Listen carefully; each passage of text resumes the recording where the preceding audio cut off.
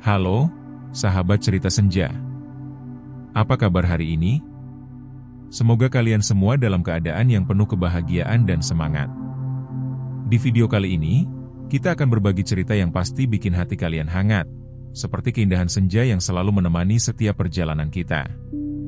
Jadi, jangan lupa untuk klik tombol like jika kalian suka, dan subscribe agar kalian gak ketinggalan cerita-cerita senja selanjutnya. Yuk, langsung saja kita mulai ceritanya. Kabut turun perlahan di lautan pasir. Matahari menyelinap dari balik bukit, memantulkan cahaya kuning pucat yang jatuh pada siluet gunung. Nadia berdiri diam, jaket lusuh membalut tubuhnya. Ia menatap ke arah kawah, seolah ingin melihat sesuatu yang tak tampak oleh mata biasa. Pemandangannya seperti di planet lain, ya, ujar Bram di sampingnya, suaranya tenang.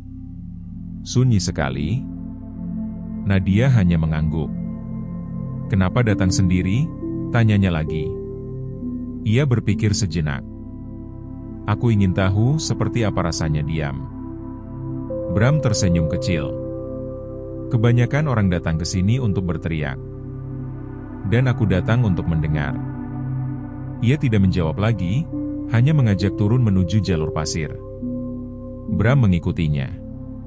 Mereka melewati tikungan sepi, batu-batu gelap, dan napas yang mulai berat.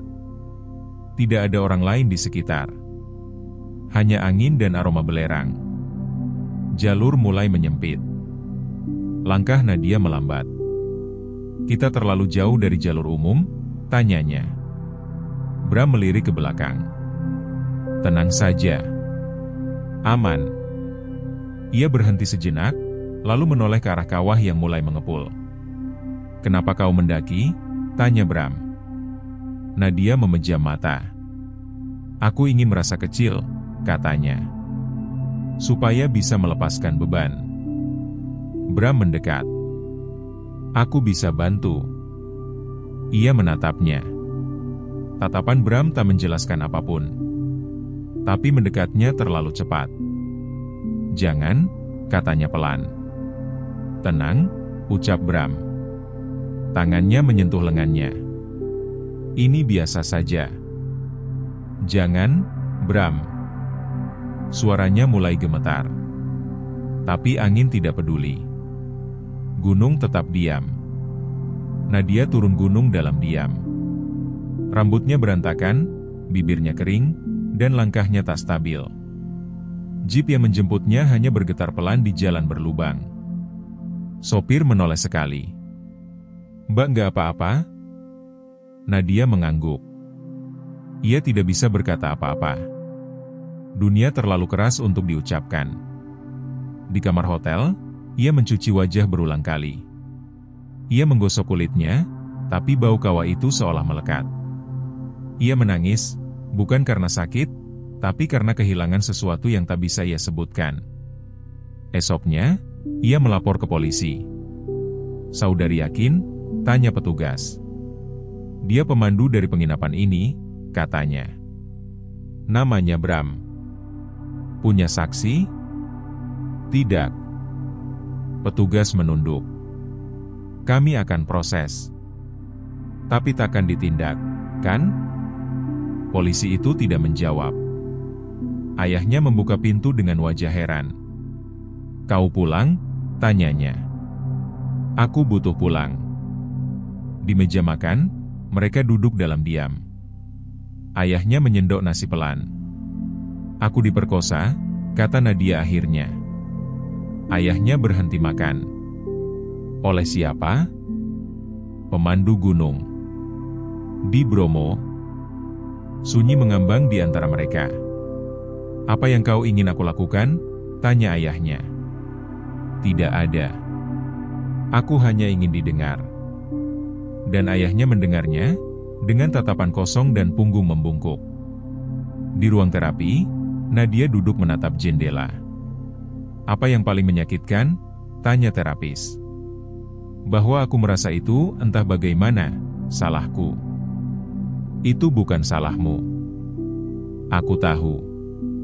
Tapi tetap saja, tubuh ini merasa kotor. Kotoran bukan datang dari korban. Nadia tidak menjawab. Matanya tetap menatap keluar, seolah berharap tubuhnya bisa terbang dari ruangan itu dan lenyap. 1 tahun kemudian, Nadia kembali ke Bromo. Ia tidak datang dengan marah. Tidak dengan dendam. Ia hanya ingin tahu apakah gunung itu masih diam. Dan ternyata, ya. Gunung tidak pernah mengingat. Hanya manusia yang menyimpan semuanya. Ia naik tanpa pemandu. Langkahnya pasti. Di puncak, ia duduk di batu besar. Ia membuka buku kecil dan menulis. Kau tidak akan pernah bisa mengambil langit dariku. Karena aku masih bisa menatapnya. Dan itu cukup. Ia membakar halaman itu. Abunya melayang masuk ke dalam kawah. Beberapa bulan kemudian, Nadia berbicara di depan mahasiswa dalam seminar kampus. Aku tidak kesini sebagai korban, katanya. Tapi sebagai orang yang selamat. Seseorang bertanya, bagaimana jika orang lain tidak percaya? Kau tetap berbicara, katanya. Karena kebenaran tidak menunggu tepuk tangan. Di teras rumah, ayahnya menyeduh teh. Kau akan naik gunung lagi? Tanyanya. Ya. Tapi bukan untuk lari. Untuk mengingat. Ayahnya menyerahkan secangkir teh. Aku tidak tahu harus berkata apa dulu. Kau sudah bicara banyak dengan diamu. Mereka duduk berdua, menatap langit. Langit Bromo tetap sama. Tapi Nadia tidak. Ia tidak meminta dunia menjadi adil. Ia hanya ingin hidup tanpa rasa takut. Dan untuk pertama kalinya sejak hari itu, ia benar-benar merasa hidup.